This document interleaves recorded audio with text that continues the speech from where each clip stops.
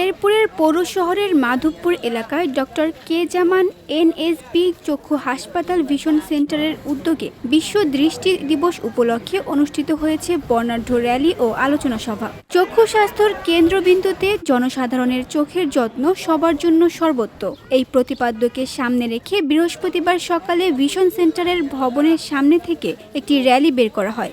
র্যালিটি শহরের প্রধান সড়ক প্রদক্ষিণ শেষে আলোচনা সভায় মিলিত হয়।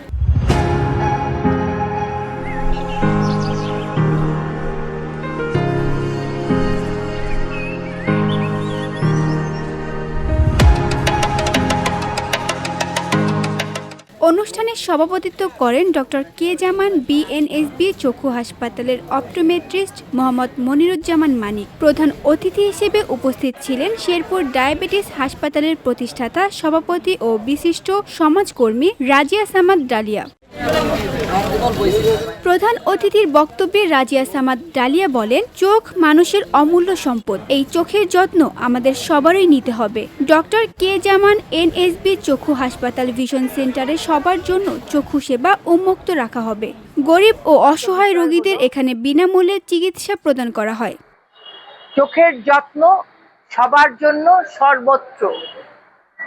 আসলে আমাদের শরীরে যতগুলো অঙ্গ রয়েছে, চোখ হলো সবচেয়ে গুরুত্বপূর্ণ অঙ্গ, যেটা না হলে আমরা পরিপূর্ণ মানুষ হতে পারি না।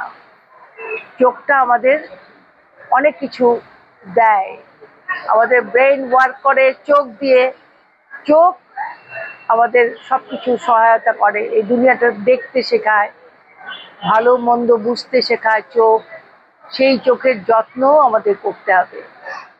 এ সময় আরও উপস্থিত ছিলেন মেডিকেল অফিসার ডক্টর ইফফাত আরা প্রিয়া, শেরপুর কমিউনিটি অনকোলজি ফাউন্ডেশনের সাধারণ সম্পাদক তাহমিনা জলি, হাসপাতালের বিভিন্ন দপ্তরের কর্মকর্তা কর্মচারী, স্কুল কলেজের শিক্ষার্থী এবং 2 শতাধিক নারী, পুরুষ ও শিশু রোগী। বিশ্ব দৃষ্টি দিবসের এই আয়োজনে চক্ষু সেবার গুরুত্ব সম্পর্কে সাধারণ মানুষের মধ্যে সচেতনতা তৈরির বার্তা ছড়িয়ে দেওয়া হয়।